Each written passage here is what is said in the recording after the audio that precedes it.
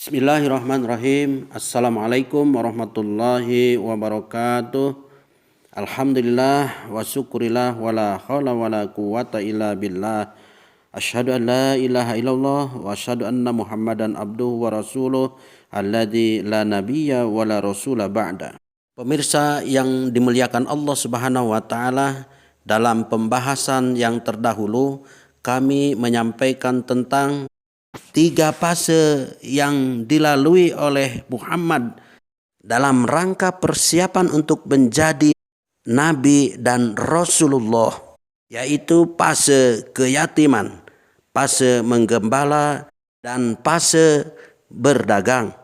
Sedangkan 2 fase berikutnya, yaitu fase berhadijah dan fase bergua Hira, belum sempat kami sampaikan pada penyampaian terdahulu disebabkan karena panjangnya materi yang harus disajikan. Maka sebelum menyampaikan 2 pembahasan berikutnya, terlebih dahulu kami memohon dukungan dari pemirsa semuanya untuk tetap mensubscribe serta like, share, dan komennya, serta jangan lupa untuk tetap menyalakan tombol loncengnya agar tidak ketinggalan update-update serta pembahasan lainnya di channel Peradaban ini. Pemirsa yang dimuliakan Allah Subhanahu wa taala, Allah Subhanahu wa taala menyiapkan Muhammad untuk menerima Quran serta untuk menjadi nabi dan rasulnya dengan terlebih dahulu harus melewati fase-fase yang disekenariokan oleh Allah Subhanahu wa taala sebagai syarat untuk dapat menerima Al-Quran secara sempurna. Maka setelah melalui fase keyatiman, menggembala, dan berdagang, kemudian Rasulullah masuk kepada fase berikutnya, yaitu fase berhadijah. Prestasi Muhammad dalam membawa dagangan Khadijah ternyata cukup menakjubkan. Setelah hal ini disampaikan pendampingnya yang bernama Maisyarah kepada Khadijah, maka tumbuh lebih subur simpati Khadijah kepada pemuda yang bernama Muhammad. Maka proses lebih lanjut berlangsunglah melalui perantara Nufaisah binti Muniyah. Khadijah dan Muhammad bersepakat untuk menyatu dalam sebuah ikatan pernikahan, sekalipun terdapat perbedaan umur yang jauh, yaitu 15 tahun. Muhammad berumur 25 tahun, sedangkan Khadijah saat itu sudah memasuki tahun ke-40 usianya. Kehidupan berkeluarga kedua insan ini tidak diragukan, dilalui dengan penuh kebahagiaan. Khadijah yang telah matang bertemu dengan Muhammad yang siap mengemban amanah. Orang pun bisa maklum, karena sekalipun sudah berusia 40 tahun, Khadijah tetap seorang bangsawan yang bisa menjaga diri dan penampilannya. Banyak orang yang segan, apalagi melihat kekayaannya, sehingga wajar bila ia bersanding dengan orang yang cukup disegani. Kebetulan orang itu seorang pemuda yang lebih layak menjadi anaknya. Pasangan itu akhirnya dikaruniai 2 orang putra dan 4 orang putri, yakni Qasim, Abdullah, Zainab, Ruqayyah, Ummi Kalsum, dan Fatimah. Tetapi Muhammad memilih langkah yang menunjukkan kedewasaannya, karena terbukti di belakang hari peran Khadijah begitu besar dalam mendukung gerak dakwahnya. Muhammad berpikir strategis. Ia lebih memilih dicintai sepenuh hati ketimbang harus sibuk menjaga cinta seseorang yang merasa diri terlalu hebat lantaran banyak menuntut. Khadijah juga merupakan seorang wanita yang mulia akhlaknya. Dalam sebuah hadis bahkan dikatakan ia disebut sebagai wanita kedua setelah Maryam binti Imran. Pilihan itu juga menunjukkan keseriusan Muhammad dalam membina rumah tangga secara bertanggung jawab. Ia memilih orang yang sudah 2 kali lipat umurnya untuk menjadi istri, sehingga seluk-beluk urusan rumah tangga sudah pasti dipahami dengan baik. Bahkan hal itu bisa dianggap tes case atas kematangan jiwanya. Karena bagaimanapun sebagai suami ia harus tetap lebih dewasa ketimbang istrinya untuk mengimbangi kedewasaan seorang pengusaha besar yang sudah menjanda 2 kali. Bukan pekerjaan mudah. Salah. Yang terjadi bukan hubungan suami dengan istrinya, melainkan seperti anak terhadap ibunya. Apalagi Khadijah juga memiliki wawasan dan daya fikir yang luas. Istri tipe ini bisa membantu mendorong suaminya berkembang lebih pesat. Muhammad bisa belajar banyak dari pengalaman Khadijah, baik dalam urusan keluarga maupun urusan perdagangan.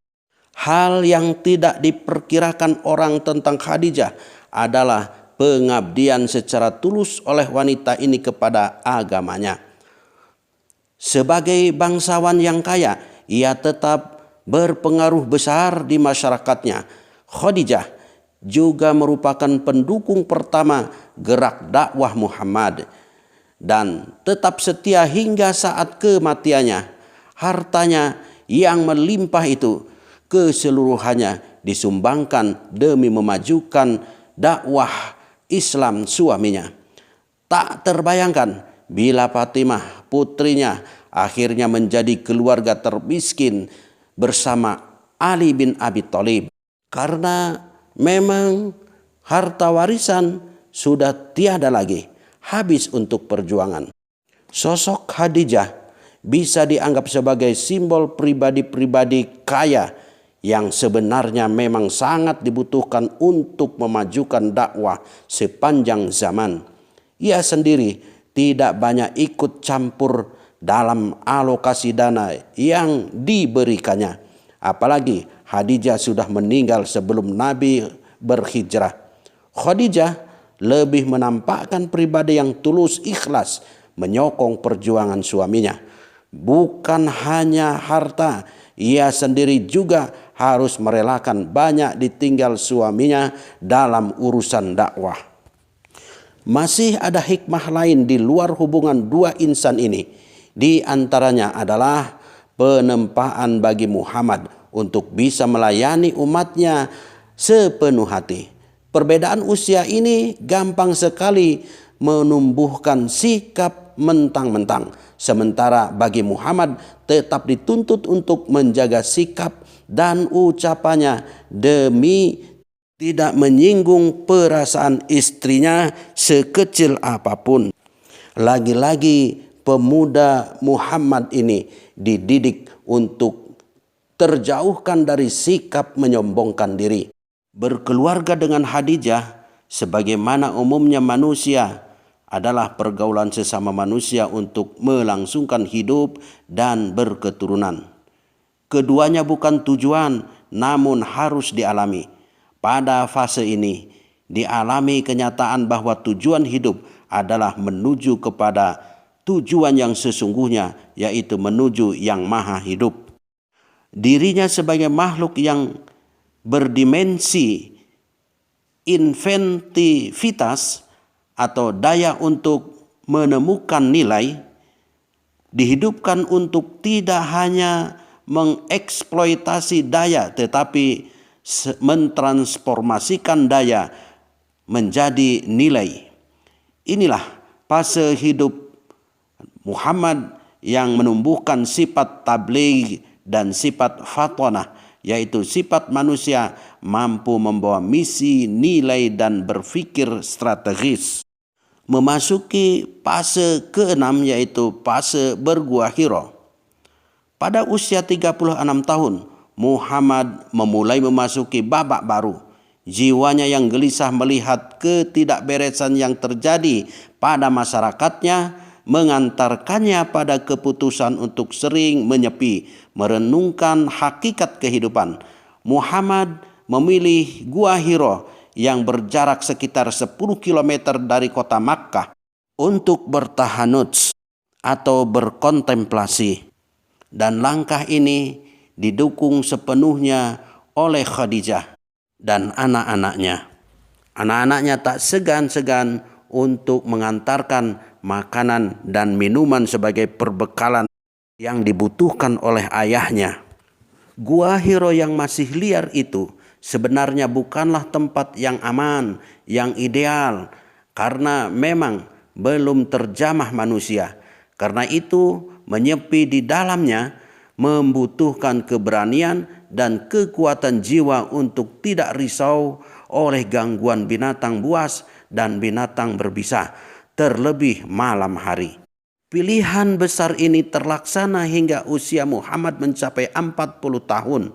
Selama 4 tahun Muhammad konsisten mencari kebenaran, memohon petunjuk Allah Subhanahu wa taala, cara untuk mengatur manusia menuju jalan yang lebih baik.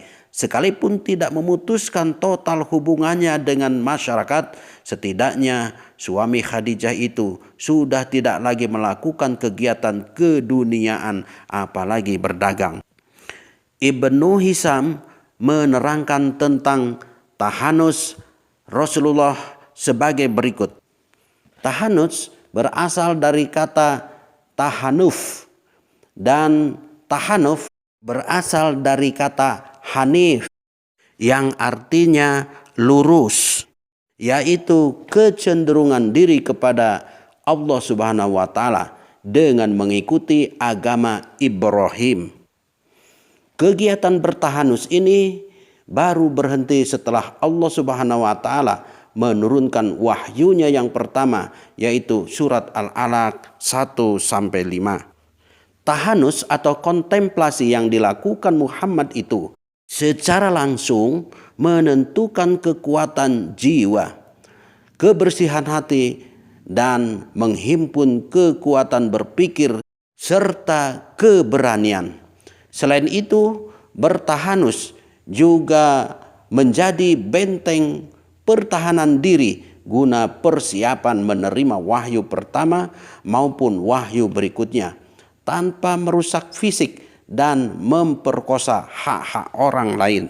Sayyid Muhammad Ali Al-Biblai mengomentari tahanus Muhammad seolah-olah Allah Subhanahu wa taala mengilhamkan kepada Muhammad yang demikian itu, supaya diri dan ruhnya yang mulia tidak sudi lagi berhadapan dengan alam kebendaan dan bersedia menjemput kedatangan wahyu yang akan melepaskan makhluk manusia dari dosa-dosa dan kejahatan.